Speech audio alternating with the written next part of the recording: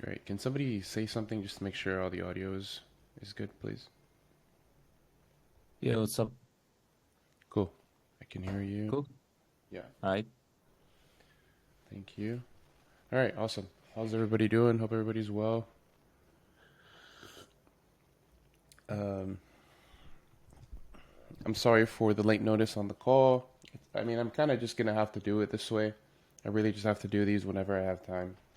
But usually, probably Saturdays. But yeah, other than that, let's go ahead and get started. 17 people on, not bad at all. So let's see. I actually wasn't able to take any trades this week. I don't know if some of you noticed, but Monday I had a very good move on Monday in terms of an intraday standpoint, and from there we kind of just had a messy price action across the board. As you can see, kind of stuck in a range over the past week or so. So it wasn't really ideal for me to look for any type of position or really just like maneuver my way around, the highs and lows. Just didn't really seem too appealing, right? Like this is what I have noted here. This was just a back test that I did yesterday night, just looking back at the chart, seeing where I could have improved. But what I do want to cover is that I did start trying to transition the scalp style into a swing style whilst following the same rules, just switching the time frames. And I will show you guys the first set of data. Well, I'll show you two of the three trades that I took. One of them was a loss, one of them was a win. Let me make sure everyone's muted. Cool. I will show you all one win, one loss.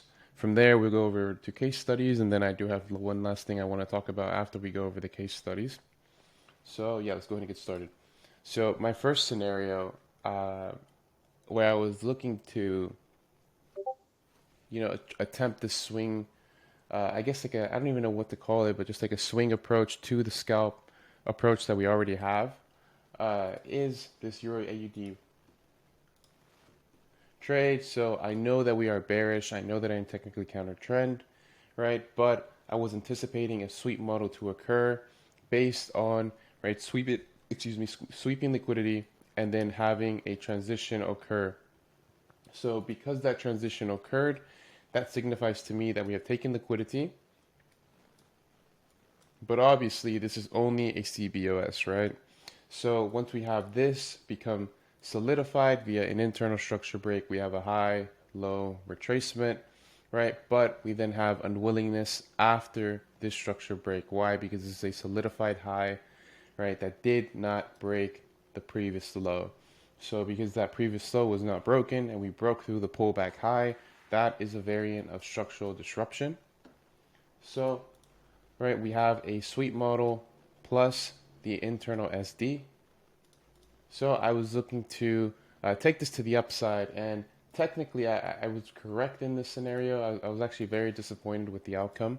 The outcome here, right, was due to me not placing my my stop loss at the invalidation, right? I kind of cheated it and I waited for, or I pretty much only used the first immediate solidified point, right? But we must not forget that there's three things that could happen at a POI: the open, the 50, or the liquidity grab of the POI, before, especially when the invalidation is not necessarily that liquidity grab of the POI. So I did make a mistake here. I was looking at a sweep, the SD, and the continuation, right? And this actually ended up becoming a very good move, I believe.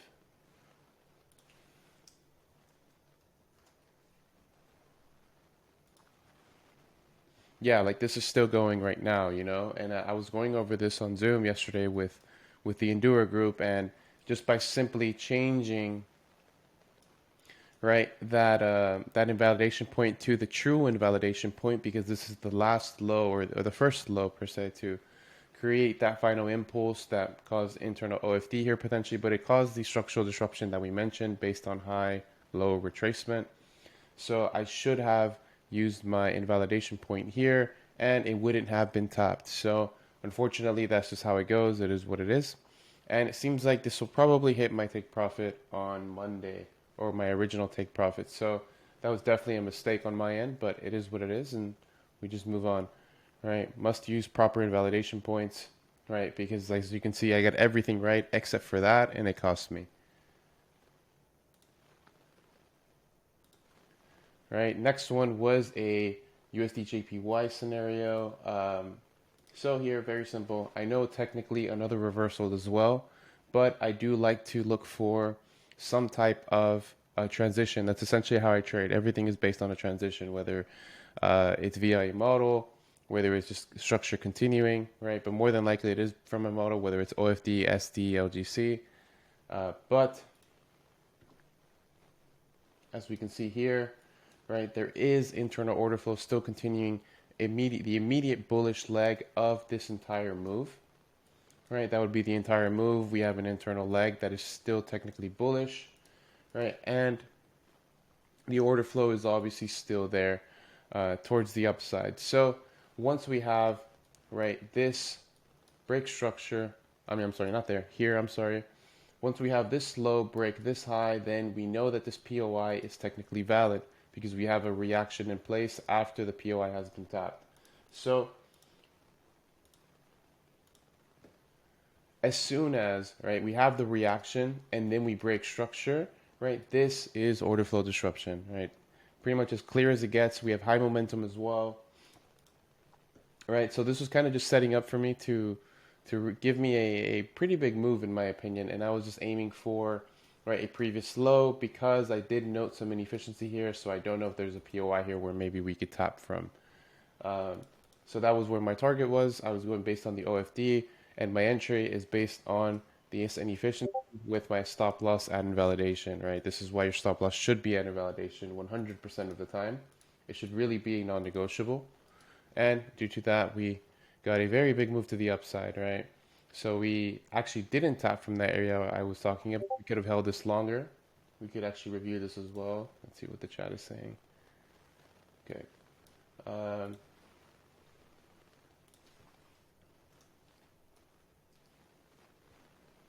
Right, this ended up coming deep into, I believe it was a daily POI or something like that, an H12. I think it was H12, yeah. Came into an H12 POI, and then now this is reacting upward.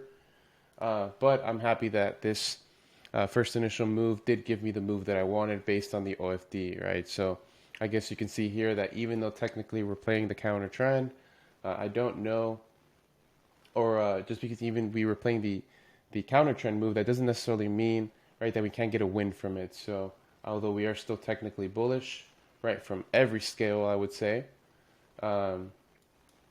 overall, I would say that's a pretty good winner, and now it seems like we'll probably be bullish again, right? So this target is met, and it seems like after this potential break here, we have an LGC, so more than likely we'll expect this to continue higher. But yeah, those are my two scenarios that I wanted to show you guys. This was the other one that I didn't show you was a break even. So overall, it's been going okay. I shouldn't have taken that loss with Euro AUD, and that would have been a total of like 5R in the first 3 trades. So it is what it is. But right, we live and we learn. So do you guys have any case studies you want to review? Anything you guys want to talk about?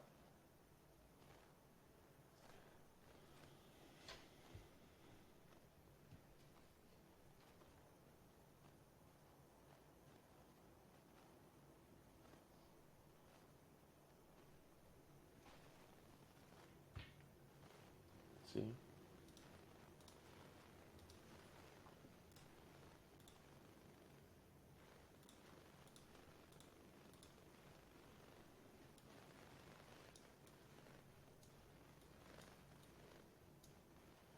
OFD, I wouldn't say so. I wouldn't say it was aggressive. I would say it's as clear as it gets with the OFD. It doesn't get clearer than this, in my opinion.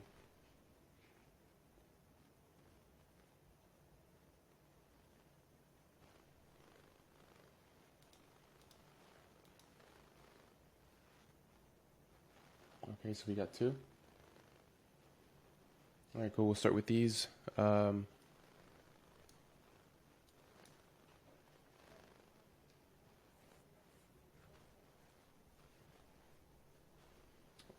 would have waited for a transition of bullish to bearish and then a model. Well, the model is the transition, bro. The model is the transition.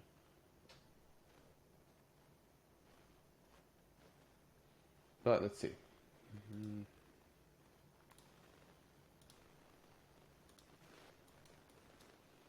Cool. Bullish, unwillingness. All right, internally, right, this has a structural disruption. Right, then this has structural disruption again because I have low high retracement. This then led to unwillingness.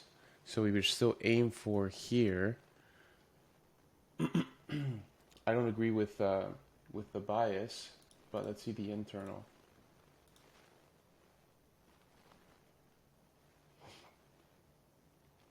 I think this is extremely aggressive. I think it's a good outcome, but extremely aggressive.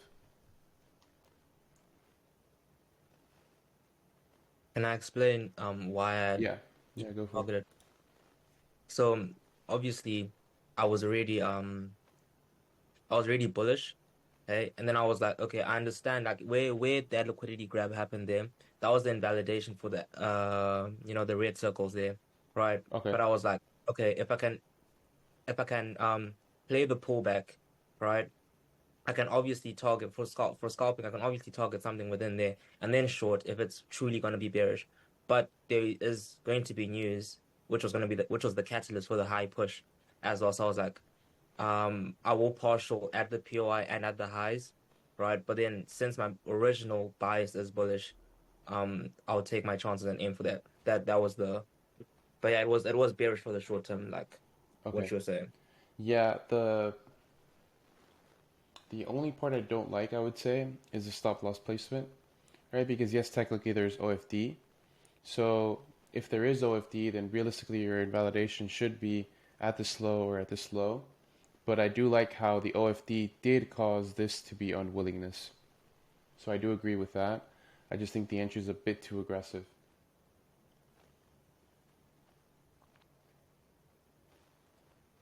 Because like think about it, like if you had 100, 200, $300,000, is this worth that risk? Is this worth that 1%? Maybe, maybe not. But overall, I do like the transition did cause internal unwillingness right after, right? This came and gave us a reaction, then we broke through. But overall, good trade, just not my cup of tea, I will say. Let's see. Excuse me. Okay, I like this. I like the transition that caused unwillingness so that we could technically continue lower.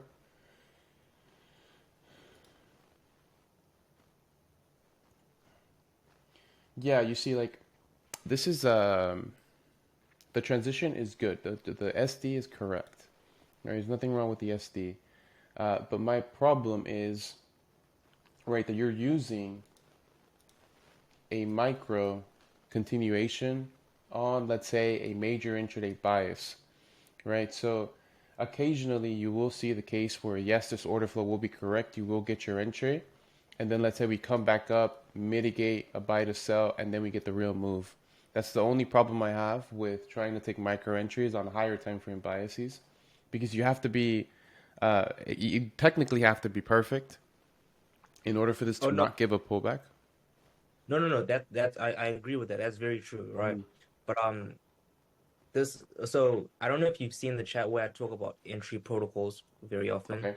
and it's like this is like the second entry protocol that I have where it's like yes, this is order flow, blah blah blah, and I know for a fact it could pull back, and if it does pull back, and as you can see, it'll form a leg, a bearish leg, Hmm. and then obviously mitigate the buy to sell you just spoke about, and I would have gotten the chance to enter there as well, right? Hmm. Though I would have looked at that as a re-entry opportunity. But I know this Yeah. is risky. No, I Yeah. truly understand that. I don't Yeah. Yeah. disagree. So the question now is, how do you manage the position? What do you mean? Like, how do you manage it? Like, do you not move your stop loss? Do you not trail it? Or you just let it run? No, I at certain liquidity points or certain lows, I do scale out and I do move my stop loss to BE. Um uh like the how's it how can I explain this? Can I annotate it? Hmm. Mhm. So like let's say, you know, uh uh I No, enter like let's go here. off this trade. Let's go off this trade. Oh, got you. Right. So something like I think at this point in time I would have moved it to BE probably. Like when something like this happens, like this, right? Because it could, as I said, if this was a 1 minute entry, so it could have done something like this. Right? I know that that's not like the leg entry Hmm. BE. Yeah, yeah. So much as just once I see something like that, I'm BE Hmm. because ideally this is supposed to be the invalidation point, ideally for the next leg, I suppose. Okay. Yeah, the only management that I would have been able to do here. So let's say I would have entered here, which I wouldn't, but let's say I did, because if I'm entering here, I'm more than likely targeting here just to be in and out, uh, just to avoid that possibility of this retracing on me and then continuing, just because it's happened more often than it's not. So the only Yeah. way I would move my stop loss here, it's always been via structure. It's always, for example, let's say we have a CBOS continuation. Okay, my new invalidation is here. Why? Because if that breaks, that's structural disruption, technically. Uh, Yeah. so in this case, once we have a CBOS continuation, this is where I can move my invalidation, right? And then Got you. once I get close to my take profit, I always trail with my immediate highs and lows. So for example, once we break through this low, my invalidation is here, right? Once we have, let's say there's a continuation here that breaks this low, then my invalidation is here, and then maybe my invalidation will get hit, but it's just to avoid this coming maybe into a very, very deep POI and then just flying from there, which is what I think what this did.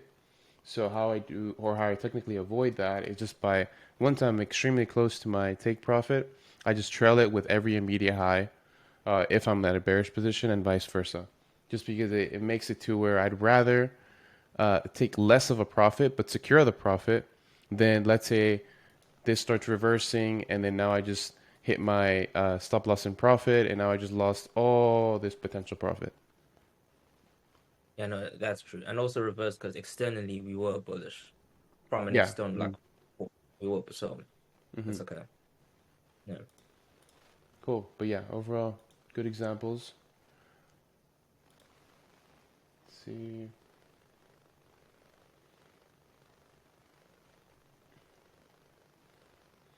Model equals transition. Model does not equal entry protocol. Well, that's not technically true. The model is technically the entry protocol as well because price is fractal.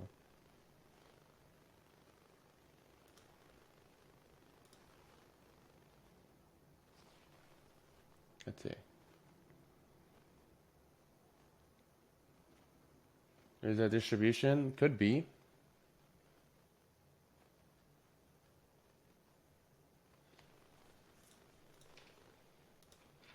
It could be because you do have a buying climax, right? Obviously, bullish volume diminishes from there, and as we continue higher, right, this is going higher, but we're not creating a substantial new high. So once you have this internal break, then technically you could be looking at a quick continuation. But I don't know. I don't personally. I don't care for the schematics anymore. It's not relevant to me.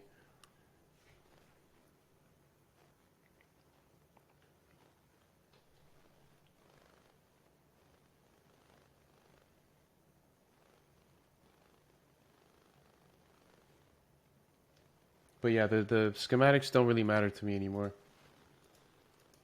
They just don't align with my models.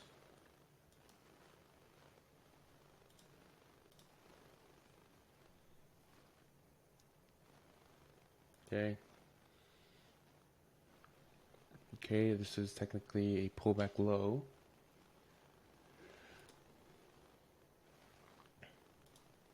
Dope. I like this. I like the execution. I like the bias. I like everything here. Mainly because we are technically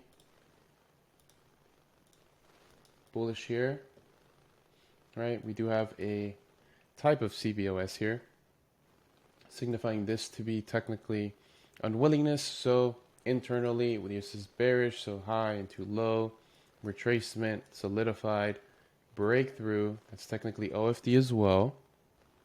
And then we have the breaker structure to the upside as well. So that's OFD here, right? That creates a bullish structural range here. And I do like that you noted the POI but did not trade the POI. That's key. Because if you were to have been buying from here, then technically that's picking a low. Just because even though the external is bullish, the internal is bearish. So this would be picking a low. So once you have this breaker structure, this is now unwillingness, aka the pullback low of low into high into retracement, right? And you did take your position off the LGC, which is perfect. And yeah, the SL is at invalidation because this is the low that swept liquidity before coming higher. It's a solidified point, and that is a great move. But yeah, overall, this is a very good trade, bro. Very good trade. What day was this on? Tuesday? Yeah, it was All right, 3rd, hey, 3rd of Aisha, can January. you please stop annotating? Please, thank you. Sorry, continue. Yeah, it was 3rd of January. Oh, sorry, June. Sorry, January, not January. Sorry. Okay. Cool, so this was like Monday or Tuesday? Maybe we can say that, but I don't know the days. I note the date particularly. It's cool, it doesn't matter. Let's see. Cool, but yeah, no real feedback on this one. I do like the approach, although I will say this not as relevant. This picture not as relevant. This one is relevant because you have an external range and you have an internal POI and then you have the reaction. So if you were even wanting to take this even higher, you probably could because you broke through that high. You could really trail your stop if you really wanted to because this ended up taking out that previous structure high. So even then, this could probably still reach up here. Why? Because it's a turbulence point. So this could have even been a good take profit as well. I'm pretty sure it did hit that. But that's probably where I would have seen as another potential take profit. But overall, I think this is perfect. I think this is textbook. Regarding the SL trailing, I do trail my SL, but it's regarding the protocols of Alex George.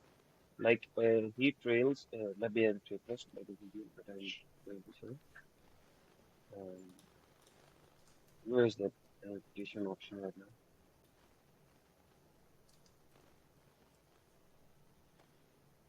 There you go. Yeah, 1 second. I am unable to find my annotation option. Yeah, maybe. So I would like to tell that verbally, like where the liquidity grab is mentioned, the point of invalidation. We just entered the trade, then it's going up. It breaks the immediate high that it created after the LGC. So I will not trail my SL right now. My SL would only be trailed if the immediate leg is taken out, and I would place my SL right before the leg that it was actually. I don't know how to say it, but Okay, I where understand. is my? But in case people don't, could you like annotate really quick? Yeah. I have got it. So this is the liquidity graph, and then this is the continuation, entry, and break of structure. This point. When this point is broken down, my stop loss will be here at the moment. But if it appears like something like this, when it was broken down, then my stop loss will be here. I learned it from somehow Alex George when he was like pushing this trade, like either we were gonna put a stop loss to point 1 or point 2. Then this was the protocol. We have started from here, went up there, came here, there. Then this is our invalidation. Okay. When we broke this one, then our invalidation was gonna be shifted to this way only then. Because Yeah, we I must think. have a Mhm. safe leg down there. Yeah, personally, I think I think it's a bit flawed. That's why I wait for the CBOS to continue. For example, we do have a CBOS here, correct? Because we have an internal range, low into high. CBOS, the beginning of the retracement. So once this low breaks this high, I can move my invalidation here, right? And up until then, or after that, I'm sorry, low, low, low, low, low, right? Low into high, low into high. This is a CBOS, this move here. So once this then breaks the recent high, I can now trail my stop there. That's the only way I move a Okay, stop got it. is if we have a CBOS continuation. Or an LG, if you could say. Got it. So actually, I was wrong here. I didn't train myself because the protocols that were meant from Alexander was like we break this, then our SL is somewhere here. We break this, then it's here. Then we break this, then it's here. Like it was something like that. I will do that only once we're close to the Great. TP. That's what I was mentioning with the previous trade where I trail it immediately. This is what I call immediate trailing. Right, but if you want to do more of a staggered trailing approach, then it's CBOS continuation. Right. But that I do if we're like, let's say, over 75% of my way to the TP. Because like I said, you don't want this to then come into, let's say, a POI here and then hit you break even, you know? You want to maximize as much as you can. So I would have probably seen this LG and then moved my trailing SL there. But then here, if we're creating internal highs and lows, I'm going to trail each one immediately. I got it. Perfect. Thanks.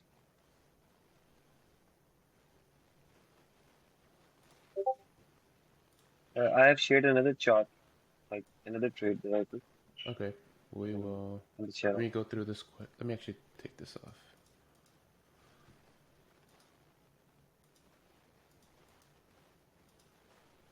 I see this question. Thanks for replying. Going back to schematics. Would you agree that the spring and UTADs from schematics would align with these models because they technically represent an SD, OFD, or failed transition? No, no. A spring or a UTAD represents a sweep of liquidity. But if we pull up a schematic, let's see.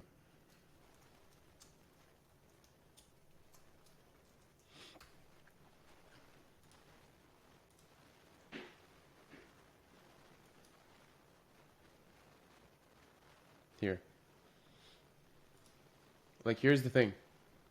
Like, if we're going solely off structure, right? Direction is bearish, right? We have an LGC, right? LGC pattern, right? We then come into, right, whatever way you want to enter, whether it's the immediate POI or if you want to use the entire buy to sell, but you have to target the immediate low, right? So this meets its target, and then this is a sweep, right? This is a sweep. This is a continuation BOS, right? But because we have a sweep, an unsubstantial new low, and then the break, if there is a transition here, then I will look for the continuation, which is what I did with that Euro AUD trade that I showed you. Let me see. Euro AUD, which was this one, right? Because I don't even need to look for I don't really care for the volume. I care more to see what the price is doing itself. So, right, yes, we're technically bearish, right? We then have, right, the LGC that we saw in the schematic, right? Then you see the pullback, right, and then targeting the previous low. So once this previous low is targeted, then we have an LG that's a CBOS, right? That's what we mentioned.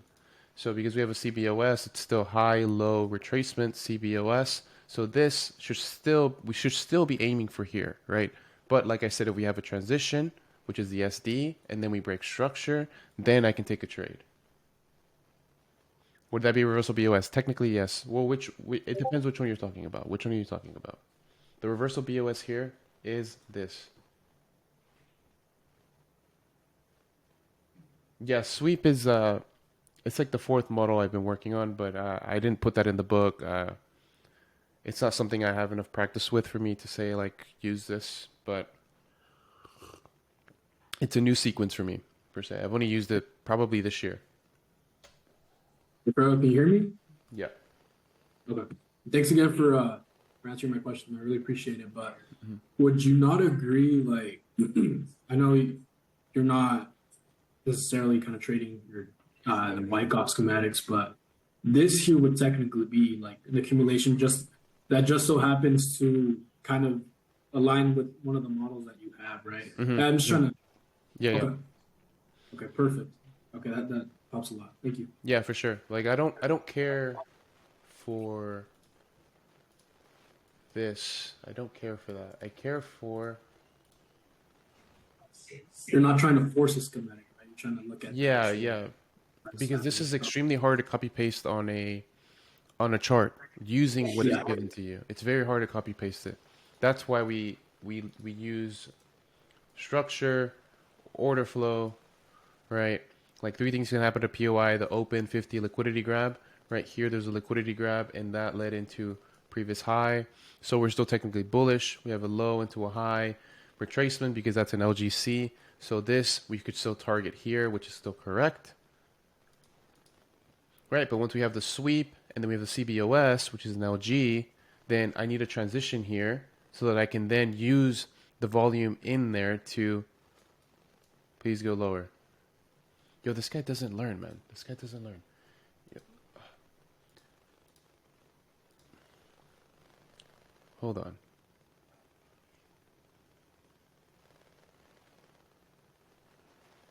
I'm gonna let this guy join in and then scold him really quick, and then we can continue. All right, yo. Waiting for him to connect. Yo, Zoom user, please change your name, man. It doesn't. If you change your name in the Zoom meeting, it won't completely change the name. But if you go into your Zoom settings, it will change everything. So please make sure to do that. Because next time I will not let you in. Can you guys hear me? Can you guys hear me? Yes or no? Yeah, we can hear you. Yeah, I think I don't know what's going on. But you can hear me now, right? Yeah, okay. Cool. Yeah, I was saying, Zoom user, you have to change your name on your Zoom settings, not in the meeting. You could change your name in the meeting, but if you really wanted to not say Zoom user anymore, you got to go straight into your settings on Zoom. So this is the last time I'm letting you in. Next time I will not let you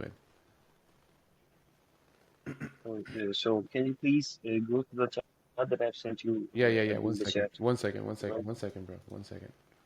I had to finish my point with this. I don't think it's on here, right? But explaining that, like, the reason why I don't use the schematics is because I use structure and order flow to articulate, right, a potential schematic. Because I don't care about all this stuff. I don't care about the volume. I don't care about that. I don't care about that, right? I care about this.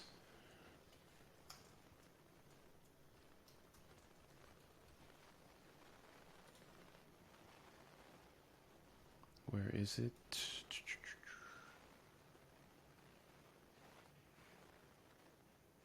Here we go. This.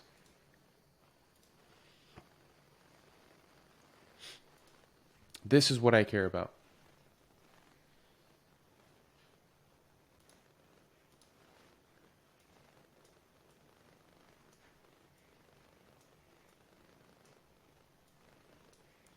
Right? What is happening here? This is a bearish to bullish. This is a bullish to bullish. This is a bullish to bearish. This is a bearish to bearish.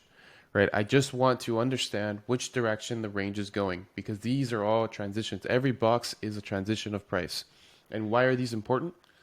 Because I want to catch an impulse as it begins, and an impulse either begins in a bullish to bearish or in a bearish to bullish transition, vice versa, or it starts in the reaccumulation, which would be the bullish to bullish, or the redistro, which is the bearish to bearish. So I don't care about the internal terms or the internal volume. I care to articulate it via structure, via order flow, etc. That's why I say I don't really care for schematics, but I care about the idea in and of itself, which is the ranges are where the impulses begin, if that makes sense. Yep, makes sense. Thank you. Next one.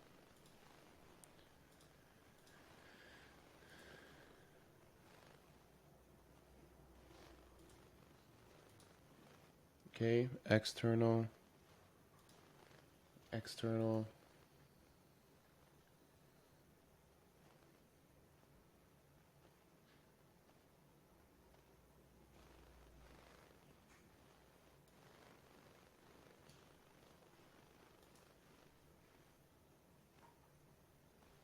This was a loss, okay?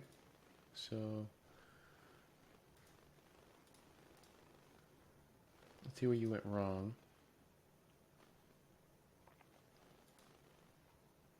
Okay.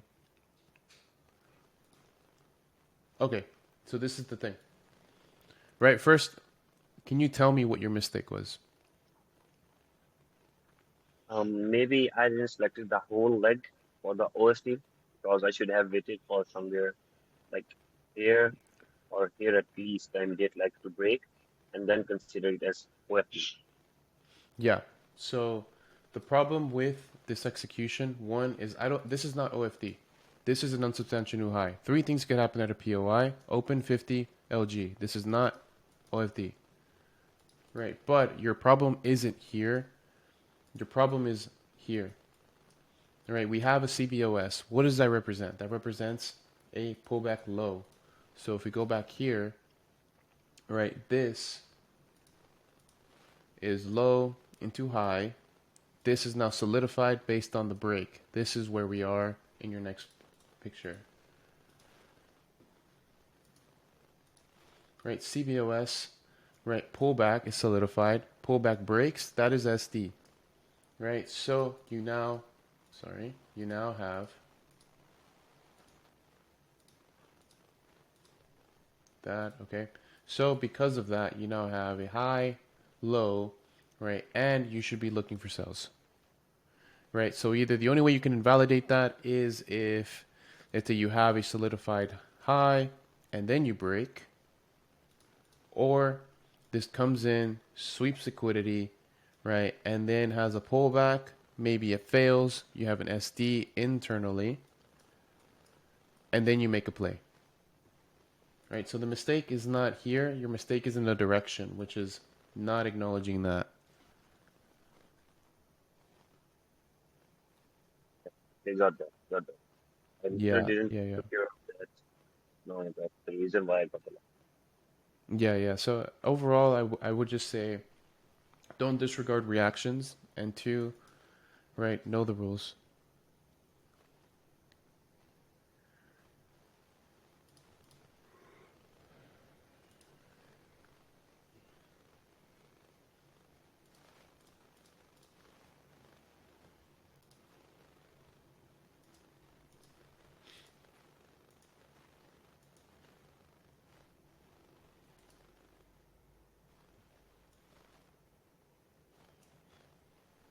Okay. There we go. See how this is not just a sweep? See how this is not just a sweep, this is a substantial break. Yeah, I got Right. So even if this fails, I'd be okay with taking a loss on this type of scenario. Why? Because there is genuine OFD here. Right? There is, right, a point of interest, which you could even argue is this entire thing here. Then you have the reaction, and then you have the break. That's OFD. Right. But like I said with the Euro AUD trade, you don't want to cheat the invalidation. Yeah. So basically, I just moved the invalidation point up there, just because of the last Zoom meeting, which I would reference this point as, but the actual invalidation was way down low. So I Yeah, would have placed it there. the invalidation is at the low always, yeah. And because we can think that, but then stuff like this is going to happen. Right? Yeah, and unnecessary loss. That was Yeah, just said to be unnecessary, honest. completely unnecessary, So it's okay. It's just don't cheat it. Because right here I would be up 2R almost, right, if I hadn't done that.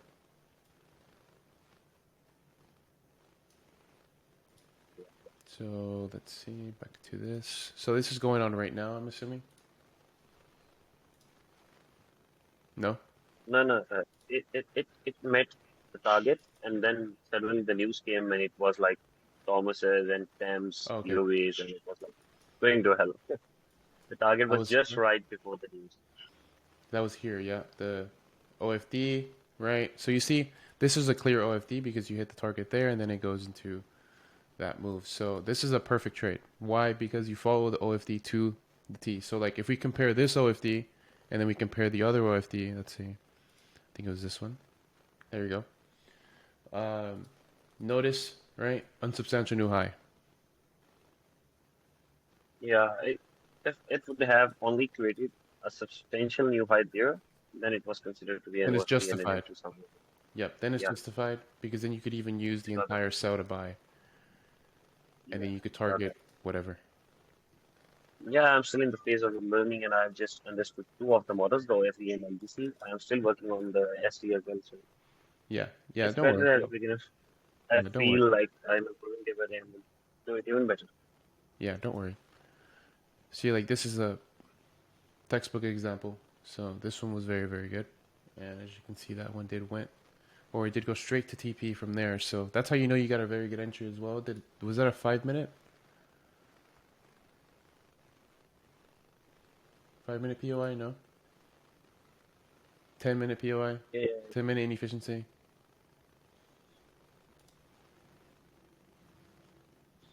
3 minute inefficiency?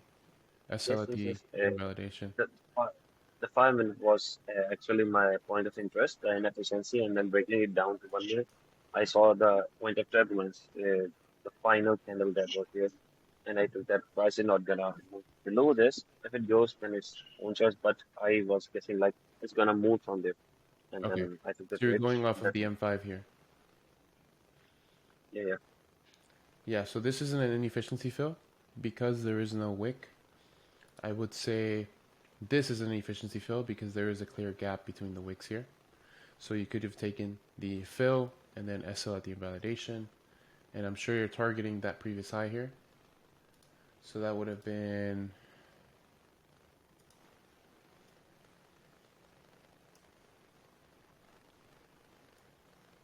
one to three. Very nice. 1 to 3. In a span of, say, an hour 30. Not bad at all. Not bad at all.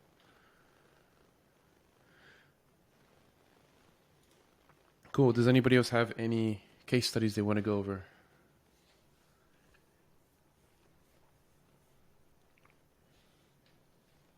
It was actually 1 to 4.14. If I would have checked the SL thing, Mm-hmm. if it died when they it was more Put it to right here. You 4.14. put it somewhere around here. Something like Yeah, that. Yeah. no of the person. Yeah. Question, rather irritating one. Cool. What is the... I was away for a second, just came back. What was the entry based on? OFD. Except I was just telling him that to not cheat the SL. Just be safe.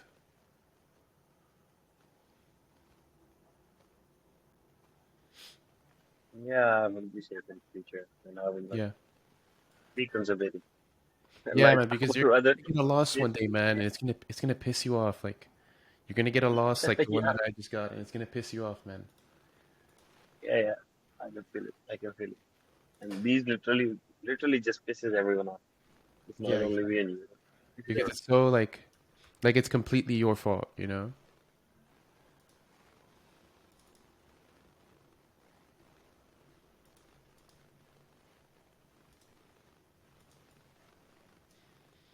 It's not a competition though, bro. Like there's always this argument of is win rate better than RR, is RR better than win rate? Like no, it doesn't matter. Just win the trade. That's it. Just win the trade. Doesn't matter how much you do it. As long as you keep winning trades, you'll be fine.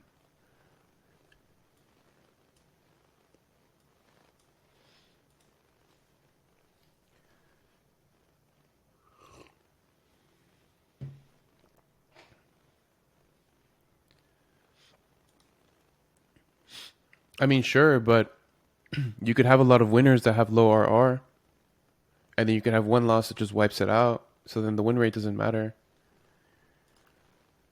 So I just focus solely, my entire focus, right? The entire point of me getting on the charts is to win a trade. If I could do that, I would be successful. That's it.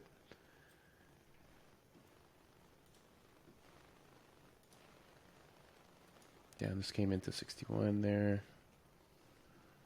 I wonder if that GU trade you did. I think it was here.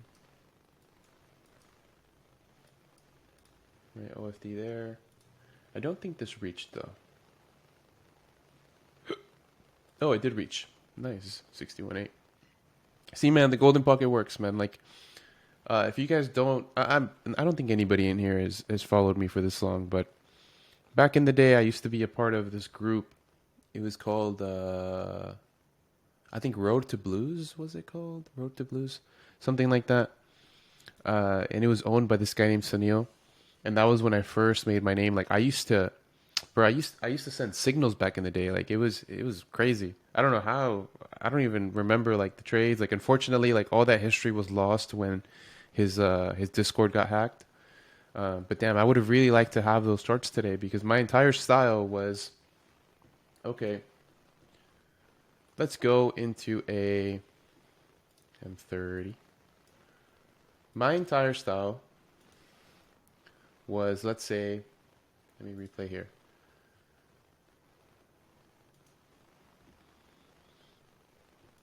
Right, I see a low into a high, correct? Therefore, I'm going to add my fib.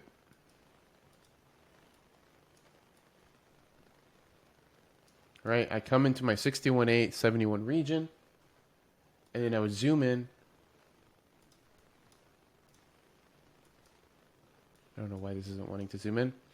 Right, and then I would essentially wait for some type of structure break, which may be not shown here, but just for argument purposes, let's say I did it here based on an internal break here. Let's say it's the first BOS or whatever. Obviously, it's not correct, but it's just for argument purposes. Then I would fib myself the internal fib here. Right, I would enter off the 61.8. My SL used to be at the 78, but I didn't really like that. But like, just for argument purposes, we're going to do the SL low here. Delete this fib. And now my target is based on the external fib, which is the that. So this would have been my target. And just like that, that's a 1 to 3. Right? But obviously my SL used to be around the 78 of that 61.8. So it should be around here. And that was, you know, a 6 to 1, 7 to 1, 8 to 1 risk to reward was like kind of like the average. And that's where high risk to reward started. Just using fractals. That's where it all started. And then you have people that pushed it really far, and then I kind of entertained that as well, and it just became super toxic. So just stay away from that now. We know who they are, but it's in the past now. But that was how the style like started, you know, back in the day. Yeah, everyone just if we just look behind how we traded in the beginning when we had the losses, like everyone will have some sort of smile on his face and he will just laugh about that. Yeah, man, that's why all that really matters is, can you find a direction and can you time the market? That's it. Right? That's why DLE is a thing, right? Direction, liquidity, execution. Right? Direction so we know where we're going, liquidity so we can time the market, and then execution via model, etc. Right? So that you can actually enter based on that timing that you have found.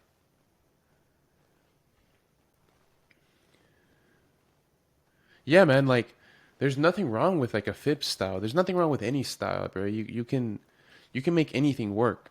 It's just a matter of how often does it work, and can you execute based on how often it works. Like that's it. Like there's nothing else to it. Like you can trade support and resistance. It's just, okay, are you able to time the market when an opportunity based on support and resistance is going to work? Yes or no? Like, And if that's a no, okay, well, should you change strategy or should you change the type of trader you are? Should you go from a scalper to a swinger, or should you go from support and resistance to Fibonacci to SMC to ICT to Elliott Wave to Wyckoff, whatever, you know, it's.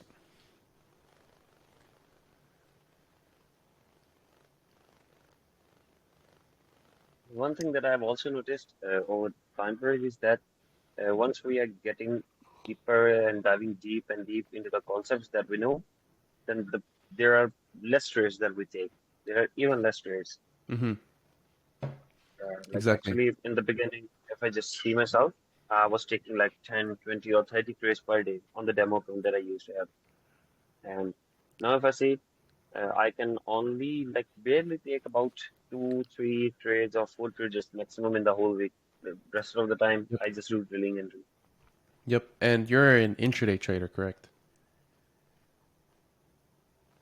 Yeah, minor intraday to scalping. Like Okay. I love to like have my TPs just right within like 5 to 7 minutes at maximum. But this Yeah. is not the way the market works. Whenever Yeah. it's gonna give me the TP, I find it. Yeah, I've never agreed with, let's say, like targets. I would say, like I say, if you have targets, you should have specified accounts for that. Like let's say you want to hit 2% on an account every month. Then once you hit that 2%, okay, stop trading that account. But you should still have like another account just because you don't know when you're going to get an opportunity, right? That's just how random distribution works. Like maybe one week you can have 0 opportunities. Next week you can have 5, you know? But if you have a profit target, then maybe it could be met after one trade and now you're leaving a lot on the table. Not that that's wrong, but I would assume you want to maximize your efficiency with the time that you're spending on the chart. With the trading style of being a scalper and the minor intraday, I Hmm. am like seeing having my target for the week and for the month met easily. Like it's not that of a big deal. Exactly. There are opportunities, more opportunities in the scalping time frames. Yeah, because what you could really do is you could have like uh, either two personal accounts or two prop firm accounts, and then you could trade every month up until that profit target. And it'll take what, maybe if you have like a 2% profit target, it'll take what, 4 to 5 months for you to, or let's say 6 to 7 months to achieve the full, um, or to potentially get your first payout. Or you could do it on a personal account and you could just keep compounding that. And then you could, let's say, do your everyday trading on a prop firm so you could accelerate that. But you keep a fixed return on your personal account. So there's ways to go about it, you know, that it just really depends on what you want to do. Yeah, And then yeah, there's they have the psychos who have same like 10 profile. accounts.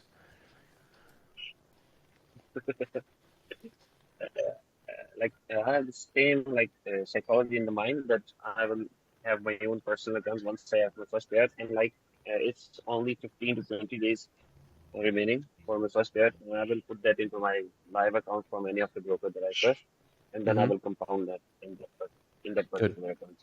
So good, good, good. Yep, it's that's how like it goes, just man. been 5 months and 6 months in the trading. Yeah, I started trading in January, and now totally completely following around the stuff that you taught and the RCV style. I'm profitable, and I have passed my funded account, and Hmm. I'm just having fun. That's good to hear, man. That's good to hear. Congratulations. Thanks. But yeah, man, it's only the beginning, though. Credit really goes to you. Yeah, uh, you can say that in the previous month of the month of the May, I traded without proper having knowledge of any of the models, but somehow that worked. And now I regret that I passed the funding phases with that concept. And now, with the profits that I'm having, I love to see them with the actual concept and Yeah, still like man. improving and improving. Yeah, don't regret it. You know, sometimes we get lucky. We just got to go with it. Like, Yeah, I don't like that if I do mistakes and get rewarded. I want the markets to punish me for the mistake every yeah, time so that I would learn. yeah, for sure. But if you're acknowledging that you won or you passed an account with those bad scenarios, you acknowledging that they're bad scenarios is a good thing, right? That means that you at least took something from it, and you could pretty much it's a win-win, you know, in that type of situation, of course. So like, I wouldn't be like down about it. I would just say, fuck it, like lucky me, I'll go with it, but I need to do better. Yeah. Inshallah, I will do even better. Like Yeah. third model, it just have some sort of, I just have some sort of, you can say, issues with that, and I'm trying to figure them out. And once I'm good with all of the three models, then I would love to see what I'm up to next. Then I will start adding complexities to that trade, just like Nevis Thomas adds it in its charts, like having entry from the scalping time frame and targeting the externals and going on and on. I will start those concepts. Like it's a Yeah. journey, it's a complete journey. And I can see even there are 5 years at least when I will like say that I have reached somewhere here. And then still the struggle will be on as well. Mm-hmm. I see. I see.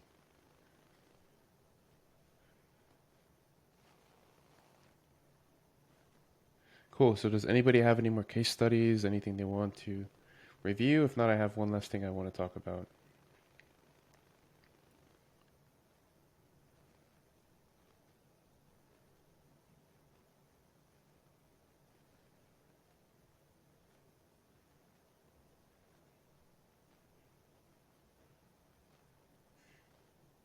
I think that no one is left with any other question. You can go with you. Cool. All clear. No questions. Nothing. Yeah. I was talking about this with the group yesterday, and I was thinking about starting a. I don't even want to say it's a passion project. It's just something I've wanted to do for a long time. You got any plans for another ebook, like one strictly about models or on a specific topic? Just like a follow-up dive deep in the initial ebook? Maybe. I wouldn't be opposed. Like I could make something more specific for specific topics and make it cheaper. Like let's say I have a book solely on models. I could like make it a very short book and like half the price of the original one. Could do one for models and structure. I don't know. Yeah, I don't know. Maybe. Maybe.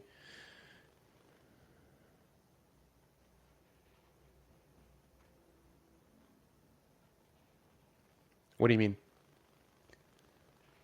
For a beginner? Like Well, I'm fuck. saying Uh-huh. for a beginner, they will start trading right off the models. Just say not even having the prior knowledge of the structure, and then he will literally say that RCV dealership and that it would like literally piss me off because I think how RCV is working and having something like that against RCV will piss me off. Well, that's fine, bro. I don't care to teach beginners. Everybody in this call has been trading for, I would say, at least a year or two. At least. All right. That's why you're here.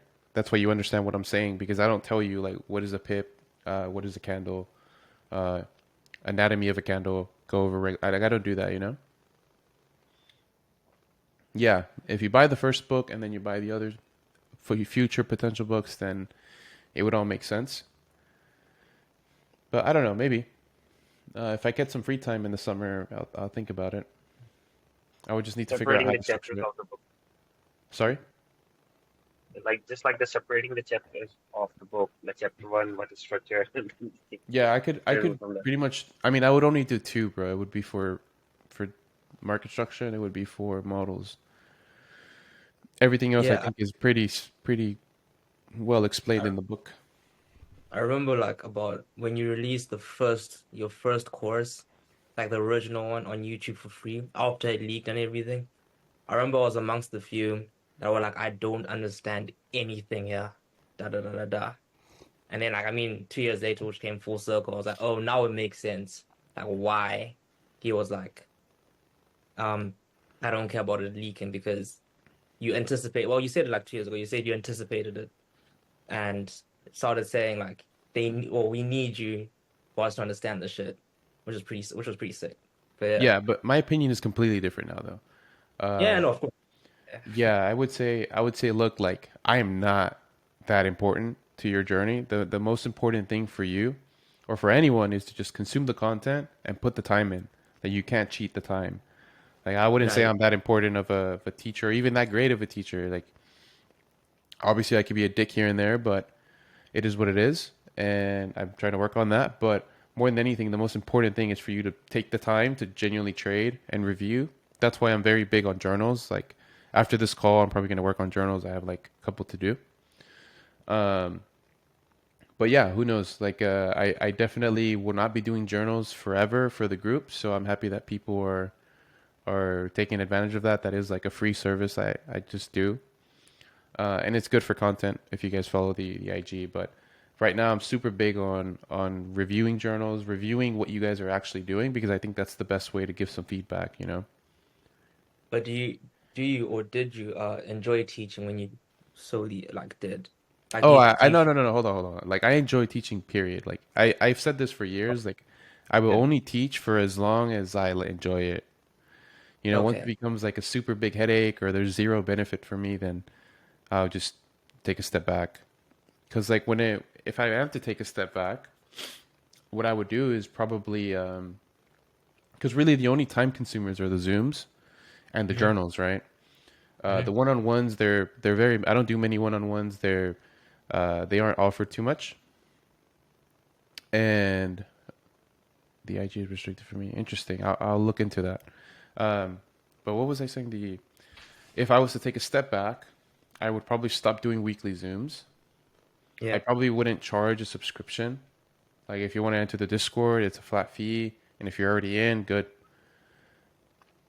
Yeah. Yeah. I would charge like a flat fee for the Discord, and then maybe I would do like public webinars rather than group webinars.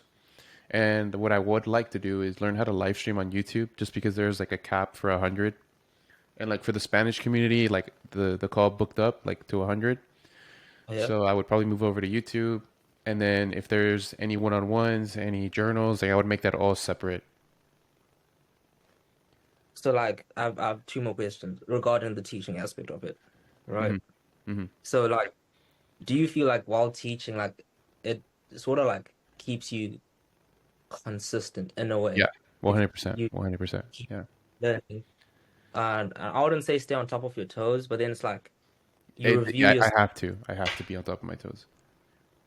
yeah, exactly. Because it's like I found myself like some people who would come to me and be like, yo, how did you do this? Da da da da. Where did I go wrong? Like I also enjoy it, like, reviewing what I feel like they did wrong. Like I also enjoy it low key. Right. Hmm That's one thing. And the second thing is like already knowing that the industry is shit, like aren't you scared that your name is or will be tarnished, some shit like that? I don't care for that, bro. Like, For real? at the end of the day, like the more, like you'd be surprised, man. A lot of successful people like trade on the side, like just bullshit trade. Like it's like sports betting to them. Yeah, yeah, true. And I put this almost. I don't put this on the same scale as sports betting, but it's relatively the same. It's in terms of like degeneracy. Like Mhm. you're trying to make bets to make some money. You know, Uneducated was betting. even If you're educated, uneducated, bro, you're making bets on a screen. Like, come on, let's be real. Like, But it's statistical though, don't you yeah, think? it is, and we can justify it. You know, it's okay, but Yeah. it is what it is. You know, like I don't really care for that. Like, for example, like projects that I'm working on, like outside of this, Alex is probably going to come on in the next couple of weeks. He has like we completely changed the direction of the fund just because we thought the fund was one dimensional, and we were going to focus on the fund to then become like a multi-asset facilitator. But like, why not just become the multi-asset facilitator now and just like grow it from there? So Got you. you know what I mean? Yeah. Yeah, So no, because that's coming along. Uh huh. I was thinking about it. I was like, um, do I see myself? Because I enjoy like helping people as well, but then it's like on a smaller scale and very hmm sporadic, to be fair. And I was hmm like, let's say let me give myself a year maybe, like, um, to see where I'll be in a year, and if so, I don't know, maybe, but I'm still in two minds Yeah. about it. Right now, About I enjoy teaching. it. About teaching. Yeah, yeah, for Yeah, real, yeah. yeah. I would say start small. Make it hmm worth your time. Right. Just make it worth your time. Like a great example of someone who I've seen like build like a really big brand is that Justin guy, that Justin something. He's like an ICT trader or whatever. I don't know that. And well, if you look him up, just Justin livestream YouTube, Justin W. I forgot his name, but he's built like a very cool brand because he was doing free webinars like for a long time, which is kind of what I did before COVID. Like I would be all around Telegram back when that was like popping for trading. Yeah. And then once we launched the brand, it popped off, you know. So he did it the right way. Give free for a long time and then give and ask. And now you're, you know, making guap, you know, super guap. I don't know. I'll give it a thought. Yeah. I'll give it a So if thought. you ever do I'll- that, I would say you have to build a brand, a name for yourself. yeah, Especially of like, course. especially now, like you see, like I've been around for what, 5 years, so it's whatever. Like people know who I am, people know what I do. It is what it is. So now I kind Yeah. of just streamline everything. Like I'm just doing Zooms, I'm just doing this, I'm just doing this, and then we just keep it going. Gotcha. I think end of here I'll start doing the self-marketing thing, probably. Yeah, hold on. Probably. Yeah. So like that's like a project I really want to work on, and then I also have another project that for these projects I don't get paid for these projects, right? So like the second project, I pretty much run biz dev for this pretty big marketing group here in Dallas. It's me and my buddy that we're helping him run, or we're helping the CEO run it. So it's pretty much just building a pipeline and then accumulating clients over time, which is the same thing I'd be doing, you know, with Alex and the investment facilitator. So kind of just running biz dev just because I want to build a pipeline, build like a very big network is like the biggest thing for me, especially in person. Like all this social media stuff, it's, I don't know. I don't think it's as big as it, or it will be as big as it once was. But I still think that you just got to play your cards a bit differently, and you have to focus on, what's the best way to put it? Focus on basically like the personal brand side of things. Like make yourself reputable, make yourself presentable, make yourself carry yourself a certain type of way so that you can attract a certain type of individual. So that's kind of what I'm working on, and that ties to like another project that I would love to start, which is what I was going to talk about here, and then I'll get to the comments after that. Which is I'd like to just get on camera and just start talking, like not trading related. I don't want to do that. I do that enough here on Zooms, but like just talking about life experiences, more so to see if I can connect with people, and so that hopefully me 5 years from now will thank that individual and I can look back and just see where I was at 25 and then now where I am at 30. That's kind of what I would really like to do. Just sit on camera, talk 5, 10, 15 minutes, talk about something, get some opinions, good, bad, whatever. But that isn't, that isn't for like profit. That's more so to build the network, build the personal brand, etc. Because like I have a really nice camera here at home. I just need to buy like a mic. I could like talk when I'm on a drive, go to a park, sit there and talk. And it's a great way for me to like get out of the comfort zone. So that's something I would want to do. I don't know if people would be willing to listen to that or interact with that, but it's something I would love to start by the end of the month. But yeah, let's go ahead and get to the comments. These are really nice and cool Sorry? business ideas that you have in mind. Yeah, these are really nice and cool ideas that you have. And if you need any sort of assistance regarding the software development, I would love to assist you for that as well. Oh, do you work in? Are you a coder? Software engineer. Software engineer. There you go. There you go. Yeah, Oh, nice. yeah, I'm a software engineer. Nice. And I do have my own agency in Pakistan with a team of like 20 people around me, starting from the design phase to the deployment and everything, like support. We do everything. Okay. Cool. I'll definitely keep that in mind. Cool. I didn't know that. Thank you for telling me that. How's Sergio? Sergio's doing well. Sergio's doing very well. He's chilling. He handles like a lot of the back end stuff for RCV. And yeah, we still talk like every day. That's the boy. Like this is RCV is still, half of it is still his, so he's still here.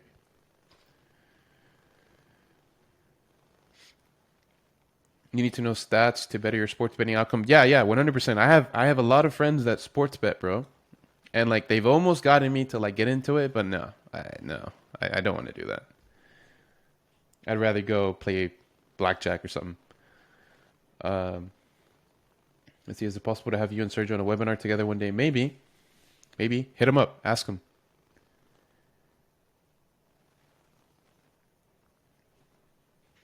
Hit him up on IG or Discord or... Yeah, probably IG would be best, but I'm sure he wouldn't be opposed. Yeah, we will start spamming him. We will start spamming him the Discord and his Instagram. Let's see.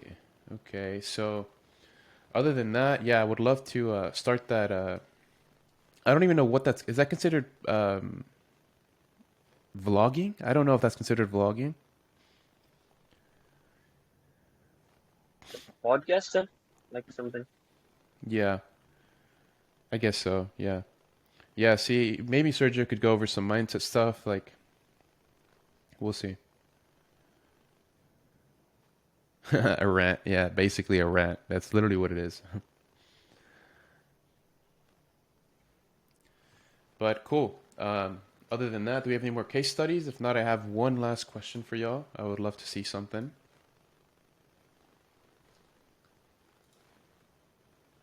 Let's see.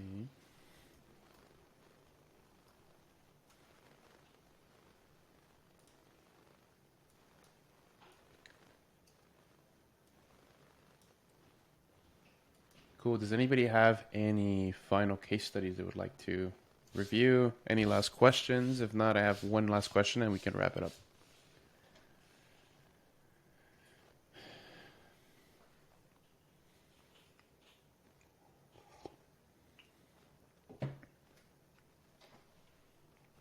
No, I don't think so. That Don't think have so? any. Cool. All right, I have one, I guess one last question. And it's, if you had one, how do I say this? If there was one quote that you've been thinking about recently that has really just changed your paradigm, what is it? Just one quote. Feel better. But write it in the chat, please. Write it in the chat, please. Like, I'll tell you guys mine. I'll tell you mine first, and then you guys can go. Hold on.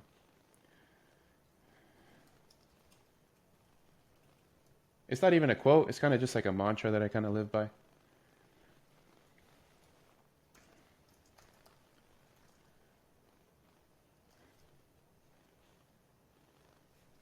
That's mine.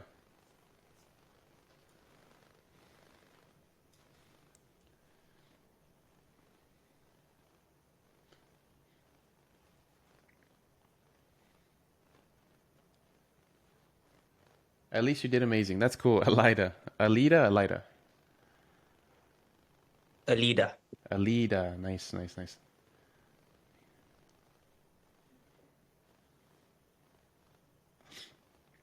Let's see. Can anybody come up with a real philosophy? I don't even know how to say it, but something that really revolves around philosophy.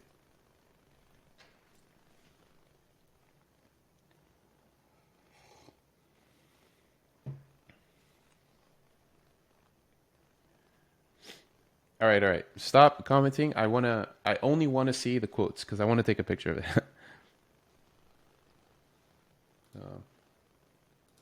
Delete.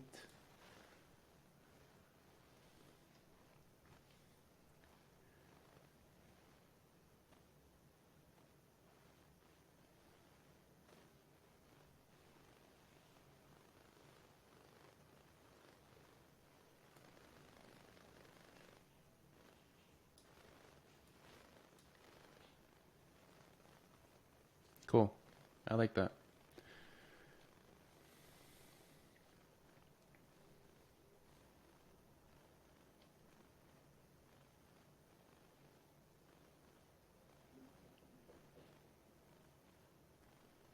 Interesting. Any more?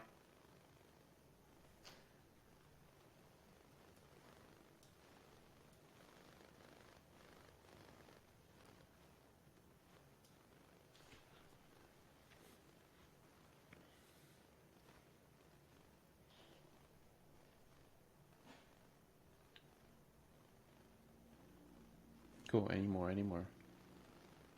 Trying to recall Jordan Peterson.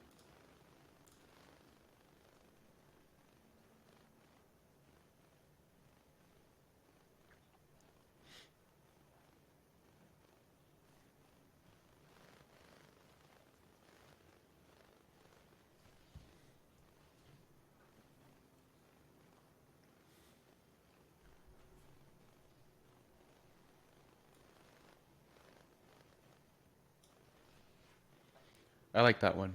Life must be understood backward, but it must be lived forward. That's true. That's facts.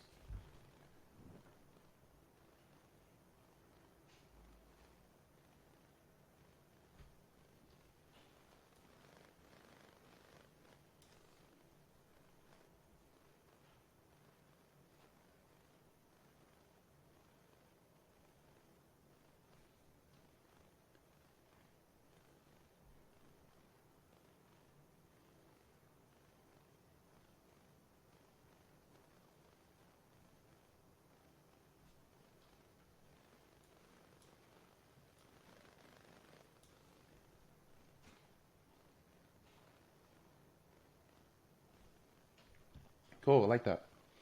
Well, you guys can take note of those. I will post the recording maybe here in like an hour or so. That's not OFD. I like his first one, the fail better. That's a good one. Fail better. That's a good one.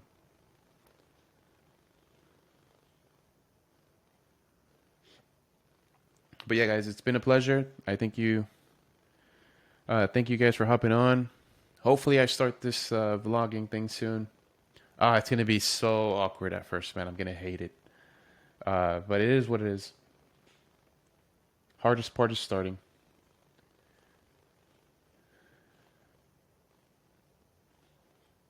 Yeah, man, fasting is good for you, bro. Fasting is good for you. But all right then. Appreciate you guys hopping on. I will try to do these more often. Maybe next week I'm gonna do a Spanish one. So we'll see how it goes, though, how the schedule goes. But I'll keep you guys updated. We'll talk soon. And I'll see you guys on the next one.